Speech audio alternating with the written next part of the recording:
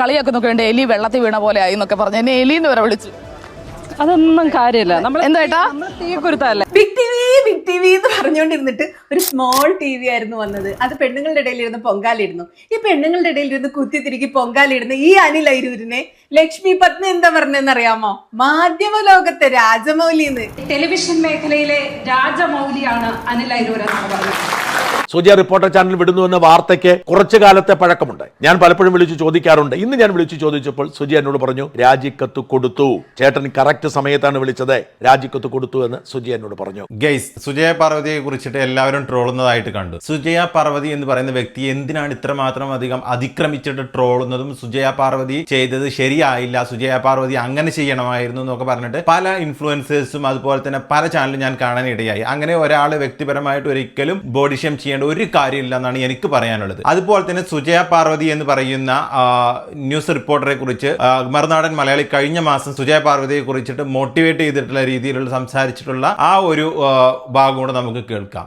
മാത്രമല്ല സുജയ പാർവതി സുനിത ദേവദാസ് എന്താണ് പറഞ്ഞുകൊണ്ട് അവരുടെ ചാനലിൽ അവര് അപ്ഡേറ്റ് ചെയ്തതും നമുക്ക് അതിന്റെ കുറച്ച് പോർഷൻസ് നമുക്ക് കാണാം. അപ്പോ സുജയ പാർവതിയുടെ രാഷ്ട്രീയമോ സുജയ പാർവതിയുടെ സ്കിൻ ടോണോ മതമോ ഒന്നും ഇവിടെ നമ്മൾ പരാമർശിക്കുന്നില്ല. കാരണം ഒരു വ്യക്തി ആ വ്യക്തിയുടെ ന്യൂസ് പ്രസന്റേഷൻ സ്കില്ലിലാണ് ഇരിക്കുന്നത് കഴിവ്, അല്ലാതെ അദ്ദേഹത്തിന്റെ നിറത്തിലോ വലുപ്പത്തിലോ ആകൃതിയിലോ രൂപത്തിലെങ്കിൽ രാഷ്ട്രീയത്തിലോ അല്ല അദ്ദേഹത്തിന്റെ ഒരു കോൺഫിഡൻസ് എന്ന് പറയുന്നത്. ആ റിപ്പോർട്ടർ എങ്ങനെയാണോ പ്രസന്റ് ചെയ്യുന്നത് ആ പ്രസന്റേഷനിലുള്ള കോൺഫിഡൻസ്, അതുപോലെ തന്നെ ആ ഒരു ന്യൂസ് റിപ്പോർട്ടിംഗ് ടീമിനെ എങ്ങനെയാണ് അവർ ഹാൻഡിൽ ചെയ്യുന്നത്, അതിലൊക്കെയാണ് അവരുടെ ഒരു കഴിവ് എന്ന് പറയുന്നത്. പക്ഷേ സുജയ പാർവതി ഇതിനെ റെസ്പോണ്ട് ചെയ്ത രീതി അത് വേറെ രീതിയിലായിരിക്കാം. അത് സുജയ പാർവതിയുടെ രീതിയിലാണ് സുജയ പാർവതി അതിനെ ഹാൻഡിൽ ചെയ്യുന്നത്. ഞാൻ പലപ്പോഴും സുജയ പാർവതിയുടെ വീഡിയോസ് ഞാൻ കണ്ടിട്ടുണ്ട്. സുജയ പാർവതി എന്ന് പറഞ്ഞു കഴിഞ്ഞാൽ വളരെ ചിരിച്ച് കളിച്ചുകൊണ്ടാണ് പലതിനെയും റെസ്പോണ്ട് ചെയ്യാറുള്ളത്. സുജയ പാർവതി എന്ന് പറഞ്ഞു കഴിഞ്ഞാൽ വളരെ മിനിറ്റുകൾക്കുള്ളിൽ നിമിഷങ്ങൾക്കകം റെസ്പോണ്ട് ചെയ്യുന്ന ഒരു വ്യക്തിയാണ്. കാരണം അവർ ഒരു ന്യൂസ് റിപ്പോർട്ടറാണ്. പലപ്പോഴും അവർ അരോഗന്റ് ആയിട്ട് അല്ലെന്നുണ്ടെങ്കിൽ അവരുടെ ആ ഒരു ആറ്റിറ്റ്യൂഡ് കാണിക്കേണ്ട ഒരു സ്ഥലമായിരിക്കില്ല. അപ്പൊ അതുകൊണ്ടായിരിക്കാം സുജയ പാർവതി ഇതിനെ ഇങ്ങനെ റെസ്പോണ്ട് ചെയ്തത്. ഇതിനെ പലരും ക്രിട്ടിസൈസ് ചെയ്യേണ്ടതോ അല്ലെങ്കിൽ ഇതിനെ ട്രോളർമാർ വന്നുകൊണ്ട് ട്രോൾ ചെയ്യേണ്ടതോ ഒരു കാര്യമില്ല. കാരണം സുജയ പാർവതി എന്ന് പറയുന്ന വ്യക്തി ഒരു ന്യൂസ് റിപ്പോർട്ടറാണ്, ന്യൂസ് റീഡറാണ്. അവർക്ക് എപ്പോഴും സ്റ്റുഡിയോയിൽ കയറുന്ന സമയത്ത് അവരുടെ ലൈറ്റിംഗ് എഫക്റ്റ് അതുപോലെ തന്നെ അവിടെ മേക്കപ്പ് കാര്യങ്ങളൊക്കെ ചെയ്യേണ്ടി വരും. അതിനിപ്പോൾ സിനിമാ നടന്മാരോ സിനിമാ നടികളോ മേക്കപ്പ് ചെയ്യുന്നത് പോലെ ആയിരിക്കില്ല ജേർണലിസ്റ്റ് ചിലപ്പോൾ മേക്കപ്പ് ചെയ്യുന്നത്. പല ബ്ലോഗേഴ്സ് പല കണ്ടന്റ് ക്രിയേറ്റർമാരൊക്കെ മേക്കപ്പ് ചെയ്യുന്നില്ലേ. അപ്പോൾ ഇതൊക്കെ ഇതിൻ്റെ ഒരു ലൈറ്റിംഗ് എഫക്റ്റിന് വേണ്ടിയും അതുപോലെ തന്നെ നമ്മുടെ ഡിസ്പ്ലേ എഫക്റ്റിന് വേണ്ടിയിട്ടൊക്കെ ചെയ്യുന്നതാണ്. അപ്പോൾ സുജയ പാർവതിയെ ഈ രീതിയിൽ കീറി വലിച്ച് ട്രോളുന്നതിനോടോ അല്ലെങ്കിൽ മറ്റുള്ളതിനോടോ ഞാൻ യോജിക്കുന്നില്ല. സുജയ പാർവതി എന്നും തന്നെ നല്ല മികച്ച ഒരു ന്യൂസ് റീഡറാണ്.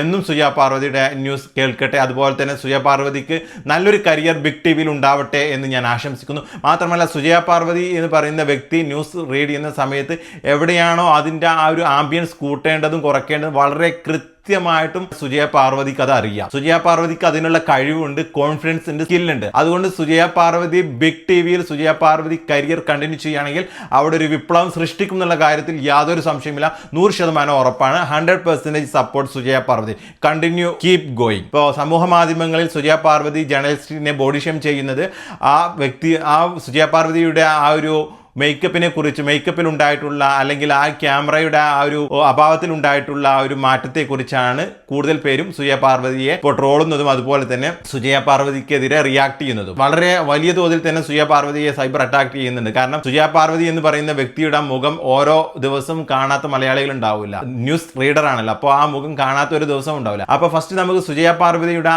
ആ ഒരു വീഡിയോ സമൂഹ മാധ്യമത്തിൽ വൈറലായിട്ട് സുജയ പാർവതി റിയാക്ട് ചെയ്ത വീഡിയോ ഫസ്റ്റ് നമുക്ക് ജസ്റ്റ് ഒന്ന് കാണാം. അപ്പോൾ പ്രേക്ഷകരെ, നിങ്ങളുടെ കമന്റുകളൊക്കെ നമ്മൾ കാണുന്നുണ്ട്, അതൊക്കെ നമ്മൾ പരിഹരിക്കും. എൻ്റെ മേക്കപ്പിന്റെ കാര്യം നമ്മൾ പരിഹരിക്കും. അപ്പോൾ മേക്കപ്പ് ചെയ്യാനായിട്ട് കൊണ്ടുവന്ന ആൾക്ക് അങ്ങോട്ട് എൻ്റെ സ്കിൻ ടോൺ ഒന്നും പിടികിട്ടില്ല എന്ന് തോന്നുന്നു, അതുകൊണ്ട് പറ്റിപ്പോയതാണ്.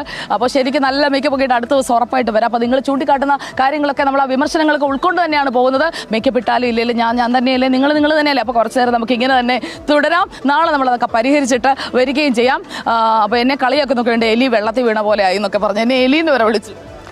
അതൊന്നും കാര്യമില്ല. നമ്മൾ എന്താ തീക്കുരുത്തല്ലേ. ഇനി നമുക്ക് മറുനാടൻ മലയാളി എന്താണ് സുജയെ കുറിച്ച് പറഞ്ഞിട്ടുള്ളത് ജസ്റ്റ് ഒന്ന് നമുക്ക് കാണാം. സുജയ റിപ്പോർട്ടർ ചാനൽ വിടുന്നുവെന്ന വാർത്തയ്ക്ക് കുറച്ചു കാലത്തെ പഴക്കമുണ്ട്. ഞാൻ പലപ്പോഴും വിളിച്ചു ചോദിക്കാറുണ്ട്. ഇന്ന് ഞാൻ വിളിച്ചു ചോദിച്ചപ്പോൾ സുജയ എന്നോട് പറഞ്ഞു രാജിക്കത്ത് കൊടുത്തു.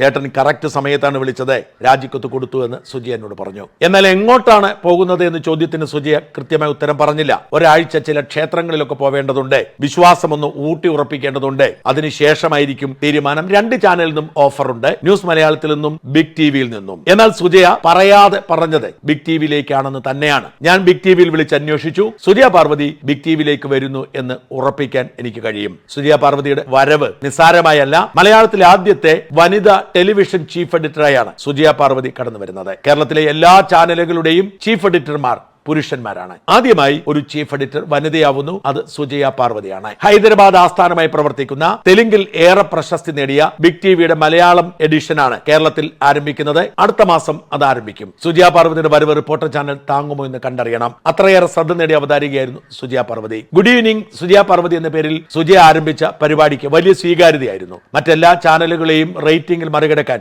സുജയ പാർവതിയുടെ പരിപാടിക്ക് കഴിഞ്ഞു. കോഫി വിത്ത് സുജയ എന്ന പേരിൽ മറ്റൊരു പ്രോഗ്രാം ഉണ്ടായിരുന്നു. മീറ്റ് ദി എഡിറ്റേഴ്സിന് പുറമെയാണ്. അങ്ങനെ റിപ്പോർട്ടർ ചാനലിനെ റീപ്ലേസ് ചെയ്യാൻ കഴിയാത്ത വിധത്തിൽ ഏറ്റവും ശ്രദ്ധ നേടിയ, മിടുക്കിയായ, ഹാർഡ് വർക്കിംഗ് ആയ, വളരെ പ്രശസ്തയായ ഒരു അവതാരികയാണ് ഇപ്പോൾ റിപ്പോർട്ടറെ വിട്ടുപോകുന്നത്. എങ്ങനെ റിപ്പോർട്ടർ ചാനൽ ഇത് താങ്ങും എന്ന് കണ്ടറിയണം. സുജയെ പോലെ മാറ്റൊഴിക്കാൻ പറ്റിയ ഒരാളില്ലാതെ അരുൺകുമാർ എങ്ങനെ തന്റെ മിടുക്ക് വെളിയിലെടുക്കുമെന്ന് കണ്ടറിയണം. ഞാൻ മനസ്സിലാക്കുന്നതനുസരിച്ച് അരുൺകുമാറും അധികകാലം അവിടെ ഉണ്ടാവില്ല. ചില കമ്മിറ്റ്മെന്റുകളും കരാറുകളും ഉള്ളതുകൊണ്ട് തട്ടിമുട്ടി പോകുന്നത് മാത്രം. റിപ്പോർട്ടർ പോലൊരു ചാനലിൽ നല്ല മാധ്യമ പ്രവർത്തകർക്ക് ജോലി ചെയ്യുക പ്രയാസമാണ് എന്ന് അവിടെ ജോലി ചെയ്തവരെല്ലാം ഏകസ്വരത്തിൽ പറയുന്നത് തന്നെയാണ് അരുൺകുമാർ അവിടെ നിന്ന് പോന്നേക്കും എന്ന സൂചനയുടെ കാരണം. അതുപോലെ തന്നെ സുനിത ദേവദാസ് സുജയ പാർവതിയെ കുറിച്ചിട്ട് എന്താണ് പറഞ്ഞിട്ടുള്ളത് അതും നമുക്ക് ജസ്റ്റ് ഒന്ന് കാണാം. ബിഗ് ടിവി എന്ന് പറഞ്ഞുകൊണ്ടിരുന്നിട്ട് ഒരു സ്മോൾ ടി വി ആയിരുന്നു വന്നത്. അത് പെണ്ണുങ്ങളുടെ ഇടയിൽ ഇരുന്ന് പൊങ്കാലിടുന്നു. ഈ പെണ്ണുങ്ങളുടെ ഇടയിൽ ഇരുന്ന് കുത്തിത്തിരിക്കി പൊങ്കാലിടുന്ന ഈ അനിൽ അരൂരിനെ ലക്ഷ്മി പത്നി എന്താ പറഞ്ഞെന്നറിയാമോ?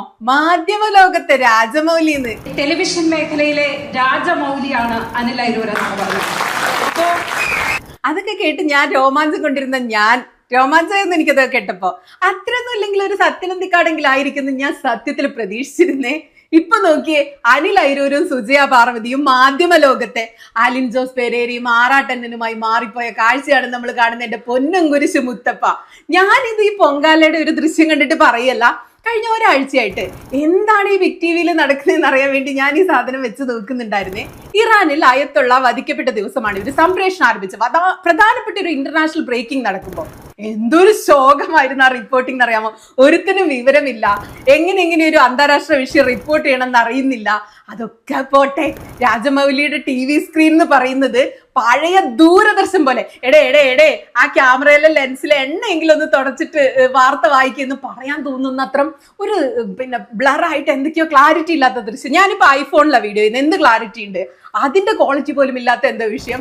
അവർക്ക് സൗണ്ടിന്റെ ക്വാളിറ്റി ഇല്ല, ഉപയോഗിക്കുന്ന ഫോണ്ട്, കളറ്, ഗ്രാഫിക്സ് എല്ലാം ശോകം. ആകെ ദാരിദ്ര്യം പിടിച്ച സ്റ്റുഡിയോ.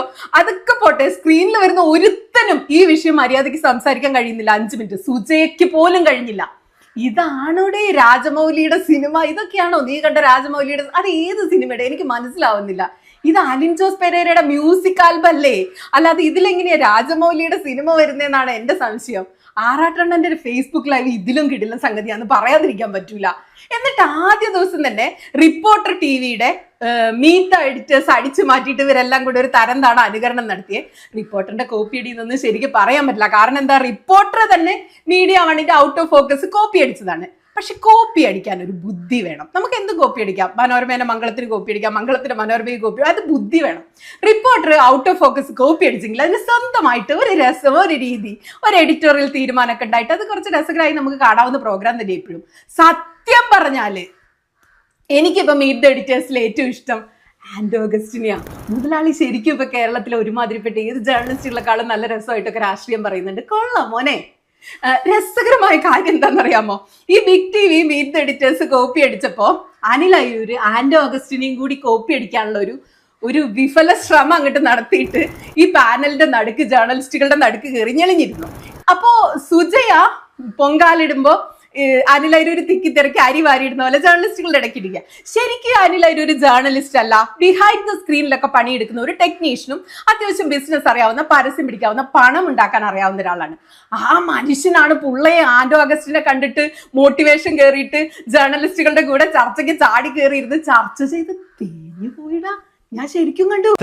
സ്ത്രീകളാവുമ്പോൾ എന്തായാലും ഒരു ഫെമിനിസ്റ്റ് ക്യാരക്ടർ അവർക്ക് ഉണ്ടായിരിക്കുന്നതാണ്. അതുകൊണ്ട് അവർ എന്തായാലും മേക്കപ്പ് അതുപോലെയുള്ള കാര്യങ്ങളൊക്കെ എന്തായാലും ചെയ്യുന്നുള്ള കാര്യങ്ങൾ ഉറപ്പാണ്. അപ്പൊ അവർ അതിന്റെ ഭാഗമായിട്ട് ഇത്തരം കാര്യങ്ങളൊക്കെ ചെയ്യുന്നതാണ്. അതുപോലെ ആയിരിക്കണം എന്നില്ല പലപ്പോഴും പുരുഷന്മാര്. അപ്പോൾ ഓരോ വ്യക്തികൾക്കും അവർക്ക് അവരുടേതായിട്ടുള്ള ഓരോ താല്പര്യങ്ങളും അതുപോലെ തന്നെ അവർക്ക് അവരുടേതായ ഇഷ്ടങ്ങളും ഉണ്ടാവും. അതുപോലെ തന്നെയാണ് ഓരോ വ്യക്തി സ്വാതന്ത്ര്യവും. സുജയ പാർവതി അങ്ങനെ പ്രതികരിച്ചതിൽ നമുക്ക് ഒന്നും തന്നെ നെഗറ്റീവായിട്ടോ അല്ലെങ്കിൽ ട്രോളാൻ മാത്രമേ അതിലൊന്നും എനിക്ക് തോന്നിയില്ല.